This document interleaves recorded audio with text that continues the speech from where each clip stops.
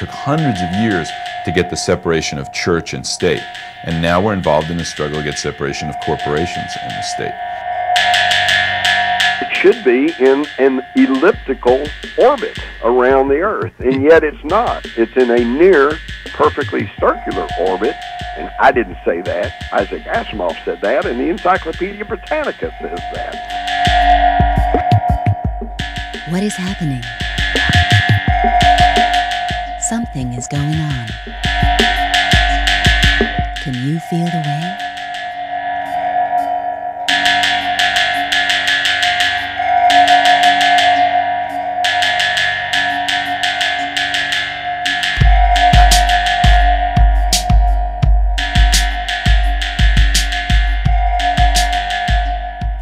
The United States is the most powerful country ever, not just now, but ever.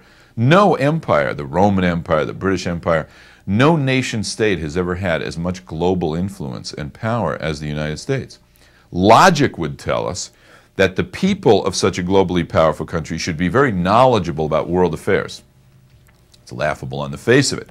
Most Americans couldn't tell you the difference between Iran and Iraq. 1 out of 7 Americans can't find the United States on a map. They can't tell you what country is directly to the north or directly to the south of the United States. Abysmal ignorance about the U.S. role in world affairs. The word democracy comes from 2 Greek roots, demos, meaning people, and kratos, meaning rule. It means people rule. The word republic, we're supposed to be a republic, the Republican Party, comes from 2 Latin roots, res, meaning thing, and publica, meaning of the people, a thing of the people. Well, is our government a thing of the people? Do the people rule? No, the corporations rule, and everybody knows it. So until we confront this big challenge to us to create real democracy, we can't use the word courage, we can't use the word bravery or boldness or call ourselves a democratic people, because we're fooling ourselves. It's the corporations who rule.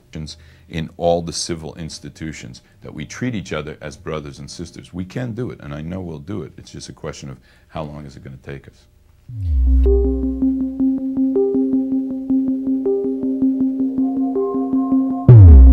Jim, I think the first thing we'd like to do is just to give kind of a little thumbnail sketch of who you are and you know, where you've come to be at this current permutation. Well, I'm just a native-born Texan and have a degree in journalism. Spent 2 years in Lubbock, Texas at Texas Tech doing graduate work. Was briefly with military intelligence. Served during Vietnam, did not go to Vietnam, but was in the Army at that period. Then was a newspaper reporter for a good number of years, and then, of course, I was at North Texas getting my undergraduate degree when Kennedy was assassinated. And as I began to work professionally in the Dallas-Fort Worth area, I began to realize that everything that could be said about that assassination had not been said. And so I'd interview government officials and police officials and everybody else, and it became very obvious that something was going on there. So I began to investigate. Then in the late 80s, I published Crossfire, The Plot That Killed Kennedy, which became one of the sources for the Oliver Stone movie, JFK. And on the heels of that, I would ask people, what do you think is the next big secret government cover-up? And almost unanimously, people said, well, I'd like to know what's the truth about the UFOs. And I thought, you know, I would too. So I spent some time and began to delve into that whole issue. Wrote a book called Alien Agenda, which had to do, of course, with UFOs. It's strictly nonfiction, but it starts with the premise that UFOs represent a tangible and real phenomena. And so it deals with the issues of, well, then what are they and what are they up to, hence the title. As an appendix to that book, I use the old bromide, you know, the little guy lands and he says, take me to your leader. Well, you know, who is our leader? Who speaks for the world? And unfortunately, I don't think there is anybody that speaks for the world.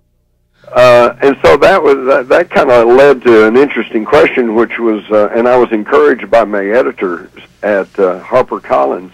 They said, why don't you expand on that? Who really does run the world?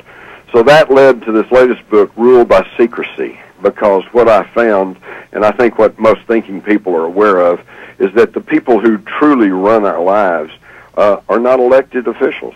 For example, I think they would know, but I don't think I'd get a lot of argument from almost anyone that probably the most powerful man in the world today is not a political leader, but instead is Alan Greenspan, the head of the Federal Reserve System.